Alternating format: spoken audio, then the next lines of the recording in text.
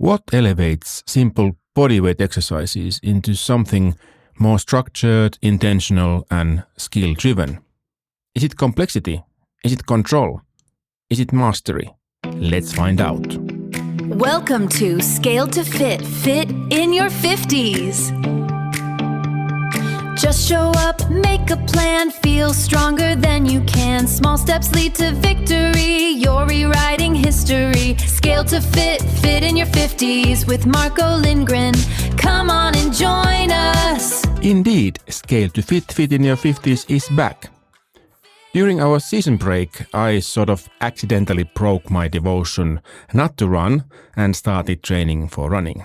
Yes, indeed, it is, as I expected, painful and uncomfortable, but at the same time fun and rewarding. Who would have thought? I'll dig deeper into my training program and my reasons to start to torture myself in the next episode. Because today we are diving into a question I get asked and I ask myself, what's the difference between bodyweight training and calisthenics? Aren't they the same thing? Short answer, yes, kind of, but not quite. And honestly, the distinction matters, especially if you are a grown-up who is just starting out on their fitness journey. Instinctively, I have always thought the difference is that both bodyweight training and calisthenics are movements without extra weight, while the intent and typical progress are different. In bodyweight training, you just add extra weights to make training more demanding, while in calisthenics, you move to more demanding variations of movements. Is that a difference, or is there something more?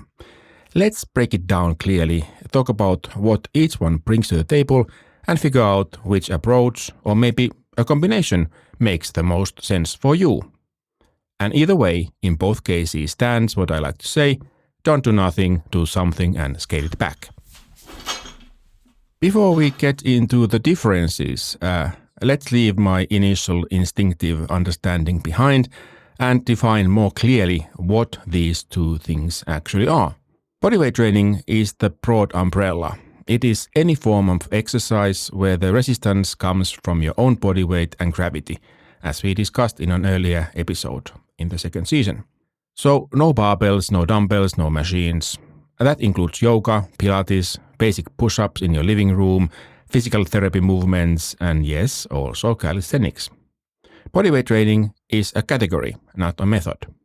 Calisthenics, on the other hand, is a specific type of bodyweight training.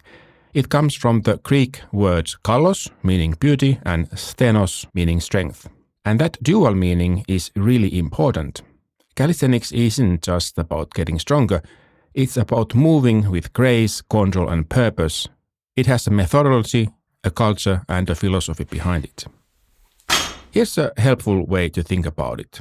All calisthenics is bodyweight training, but not all bodyweight training is calisthenics. In an Ashtanga yoga class, you use only your body weight and you might even strive for beauty, control, and purpose, but yoga is not calisthenics. Calisthenics has its own specific movement patterns, progressions, and goals. Now let's be fair and acknowledge that these two approaches share a lot of common ground. They are so similar that people easily confuse them. Both are accessible and affordable. No gym memberships required, no equipment needed, except maybe a pull-up bar or a chair. Both are infinitely scalable. You can always find a version of any movement that matches your current ability. Both improve functional fitness, the kind of strength and mobility you use to carry groceries, climb stairs, get up from the floor, and keep on moving. And then both support mental health. Exercise-induced endorphins and the satisfaction of showing up and doing the work, and the confidence that comes from physical progress are genuine benefits of both approaches. And both can be done anywhere. Your living room, a park, a hotel room. That flexibility helps a lot for staying consistent when life gets busy. So, what are the differences and what do they have to do with my fitness journey? Firstly, there is a difference in the philosophy and intent. Bodyweight training is essentially tool neutral. It just tells you what equipment you are using. That's your body, nothing else. The intent behind can vary widely. It might be rehabilitation, general fitness, weight loss, or sports-specific conditioning. Calisthenics has a clearer identity. It's about progressive mastery of movement. The goal is to develop functional strength and high movement quality simultaneously. Where bodyweight training might just mean I did 20 squats, calisthenics means I am systematically working toward controlling my body through increasingly complex movements. Secondly, movement style and complexity are also different. Bodyweight training often starts with isolated or simple movements, a seated leg raise, a wall push-up, a basic plank. These are fantastic starting points and there's absolutely nothing wrong with them. Calisthenics typically involves compound full-body movements that require multiple muscle groups to work together simultaneously. Think about like push-ups, pull-ups, dips, squats, and then more advanced skills like muscle-ups, human flags, and handstands. Because of this, eventually calisthenics actually burns more calories per session. The full-body movements require significantly more energy than more isolated exercises. The third difference is in the culture and community. Bodyweight training doesn't carry a particular cultural identity. It's just a description of how you are exercising. Calisthenics, especially modern calisthenics, has a rich community built around it. Whether it's the street calisthenics movement or the global online communities built around progressive skill training, there's a real sense of belonging and shared purpose. And for many people, that community aspect is enormously motivating for staying consistent.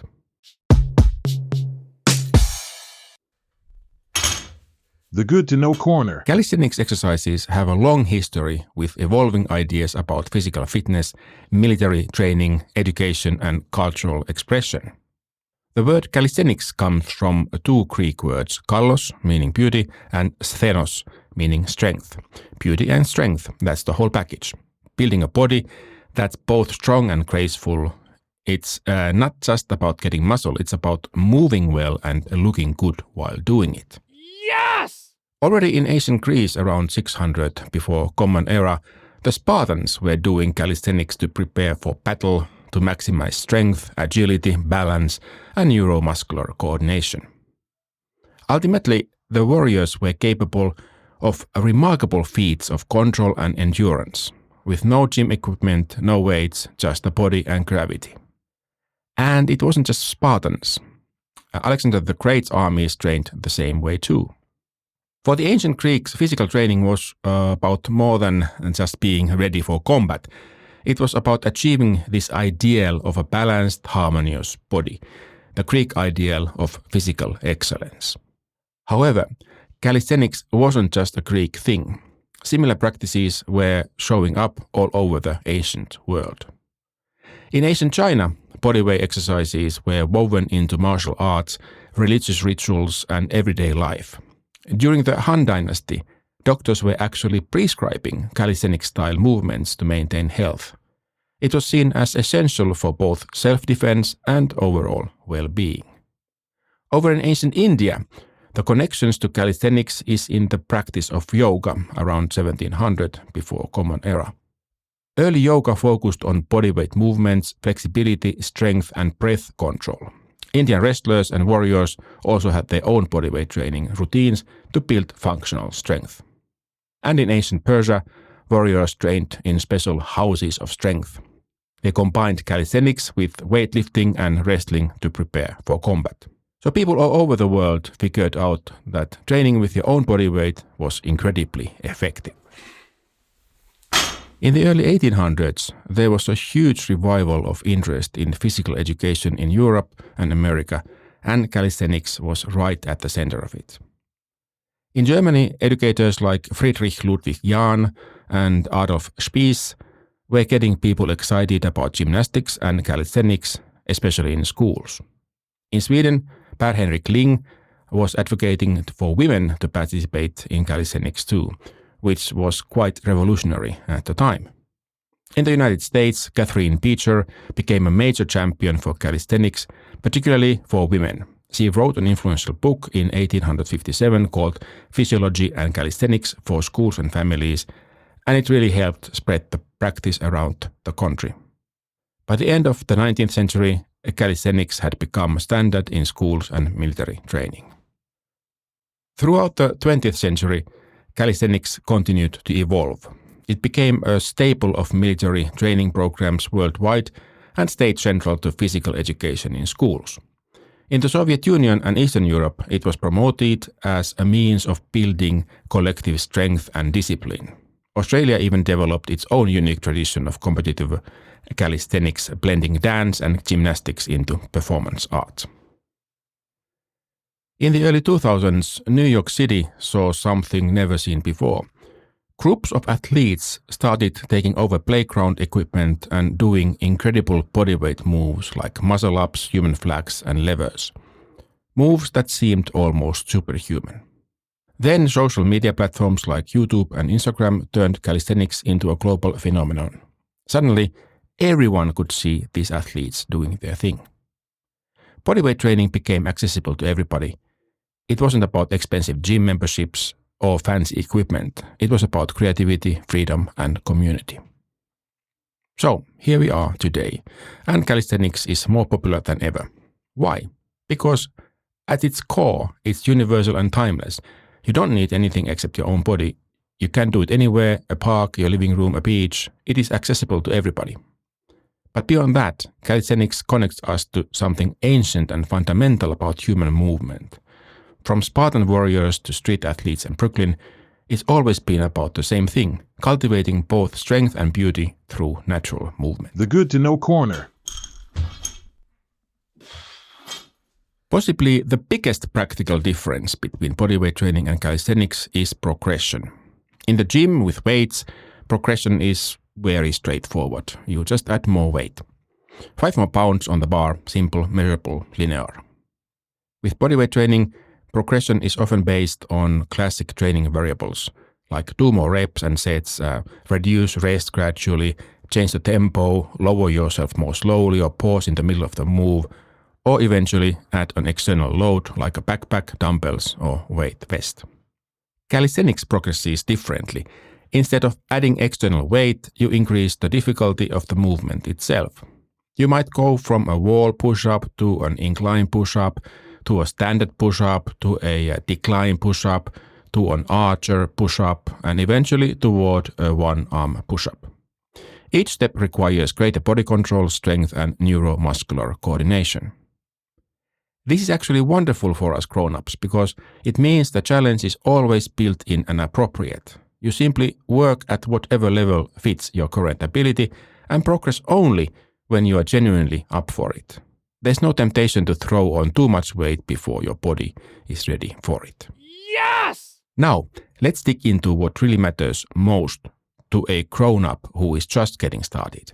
Because the truth is that both bodyweight training and calisthenics offer genuinely powerful benefits, but they do so in a slightly different way. If you have been inactive for a while and have an existing condition, such as joint pain, arthritis, or balance concerns, general bodyweight training is your ideal entry point. It is accessible and safe. Wall push-ups, seated leg raises, gentle squats holding a chair. These movements add up perfectly to whatever you are today. You don't need to be strong to start. You don't need to be flexible. You just need to begin. Bodyweight training builds the foundation. Before you can think about calisthenics, progressions, your body needs to relearn basic movement patterns and rebuild neuromuscular connections. General bodyweight training does exactly that. It's low impact on your joints. Unlike weight training, bodyweight exercises put minimal stress on joints. Great news if you are dealing with knee issues, hip pain, or shoulder stiffness. And here's something that might surprise you.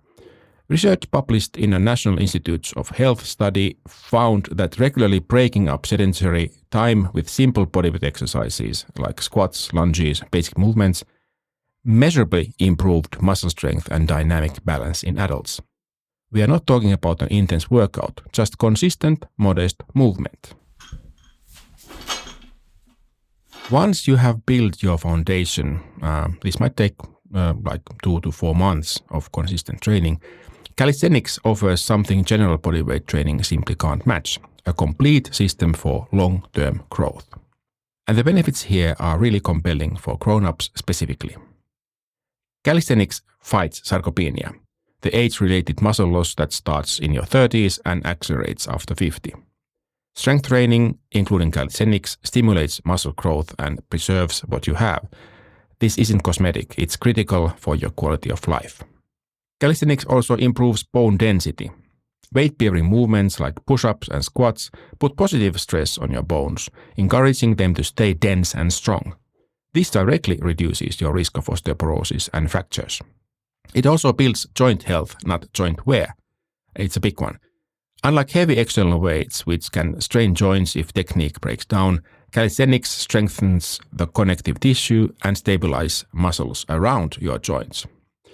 A study in 2017 in sports medicine found that bodyweight exercises specifically improve joint proprioception, your body's sense of where it is in space, which becomes increasingly important for fall prevention as we grow older. Calisthenics also dramatically improves balance. Falls are one of the leading causes of injury-related deaths in older adults. A 2012 study in the British Journal of Sports Medicine found that adults who could sit and rise from the floor without using their hands had significantly lower mortality rates. That kind of functional mobility is exactly what calisthenics builds. It also supports your cardiovascular health. Research from the American Journal of Cardiology found that bodyweight circuit training improved cardiovascular endurance and reduced metabolic risk factors. The compound movements of calisthenics elevate your heart rate while simultaneously building strength. You are getting 2 workouts in one. And then perhaps most importantly, calisthenics gives you goals worth working toward. Completing your first unassisted push-up, holding a dead hang, performing a full bodyweight squat with perfect form, these are measurable, meaningful milestones that give you genuine motivation and a sense of accomplishment that, I did more reps today, often can't match. Let's take a small segue. Now, after all this, you want to try calisthenics out, what to do? I went and asked an AI to create a training program for me, and it did in no time. A note about using AI here. To get an optimal answer, you have to know what to ask and how to ask for it. Otherwise, the outcome might be less than useful. So, the AI program was comprehensive. It explained the training principles and gave me instructions to progress from the foundation phase through the building phase to the strength phase, which all were a bit downscaled for my situation. In no way would I spend a month basically just doing the light warm-up movements as the plan suggested, but of course that's individual. The challenging part is that while it does explain how the moves are made, sometimes the explanation doesn't really tell how to do it, actually. And often the name of the movement doesn't help much either. Like, okay, if you know what cat-cow or bird-dog's movements are, you know, but if you don't, then you have to do some research. So, if you are just starting and new to the field of calisthenics, maybe rather than just jumping blindly into an AI-generated program and spending training time on internet searches, a better approach is to get the basics in place, like by reading a book. One book I can recommend is Calisthenics for Beginners by purecalisthenics.com. The link to the book is in the show notes. The book Calisthenics for Beginners is a practical introduction to calisthenics. It points out that long-term consistency and gradual progression produce meaningful, lasting fitness results. Essentially, anyone can become stronger and fitter using only their body weight through fundamental movements, consistent training, and gradual progression. The book has clear illustrations of the fundamental movements and their variations. And most of all, the message is highly motivating, and it encourages you to take the first steps on the path to a stronger, fitter, and more powerful you. The 3 main takeaways from the book are: first, master the basics before attempting advanced skills; second, consistency beats intensity for long-term success; and third, progressive overload applies even without weights. I can warmly recommend the book to anyone interested in calisthenics or considering starting the exercise. Pure Calisthenics also have a tasty training program to get you going, after which the AR version is no longer as confusing. So what should you actually do? Here's my honest practical recommendation for a grown-up just getting started. First phase, build your foundation with bodyweight training like first couple of months, weeks 1 to 8. Start simple, wall push-ups, assisted squats, seated movements, gentle balance work. Focus entirely on learning how your body moves, rebuilding coordination and building the habit of regular exercise. Don't worry about intensity, worry about frequency. Show up 3 times a week and do it right. On the second phase, transition into calisthenics, that's like from the week 9 onwards. Once those basic movements feel comfortable and your body is responding well, start thinking progressively. Begin working through movement progressions with intention. Set a goal, maybe your first proper push-up from the floor, your first dead hang, your first full squat without support, and now you are doing calisthenics. The beautiful thing is that you don't have to choose between them. Think of bodyweight training as your day-to-day vehicle and calisthenics as the roadmap that shows you where you're going. Use both. And remember, the best plan is the one you will return to again next week. Yes! And whatever you do talk to your doctor before starting any new exercise program. This is especially important if you have existing health conditions, joint issues, or have been sedentary for an extended period. A quick check-in with your healthcare provider could make a significant difference in how safely and effectively you progress. Weekly challenge. Why don't you select a set of doable, fun movements and give them a try? Repeat them every other day for a week and see where it takes you. Starting bodyweight training or calisthenics at a grown-up age is not just possible, it is one of the best decisions you can make for your long-term health and quality of life. Your body is more capable than you might think, and it will respond to consistent and caring training at any age. At the same time, you are part of a tradition that spans thousands of years and crosses continents. From ancient Greece to modern street parks, calisthenics has always been about humans pushing the boundaries of what our bodies can do. Start where you are, be patient with yourself, progress at your own pace, and enjoy the process, because this isn't about a short-term fix. It's about building a stronger, more capable version of yourself for the years ahead. And remember what I like to say, don't do nothing, do something and scale it back. Always consult your physician or a qualified healthcare provider before beginning any new exercise program, particularly if you have existing health conditions or have been physically inactive. Welcome to Scale to Fit, Fit in your 50s. And I am Marko Lindgren. Thank you so much for tuning in today. If this episode resonated with you, please share it with someone who might need to hear it. All sounds are made by me except the jingle that was made by Gemini. Send us your feedback via email to feedback@scale2.fit or leave a rating at podchaser.com. Check show notes at scale2.fit. All the links are there. Scale to Fit!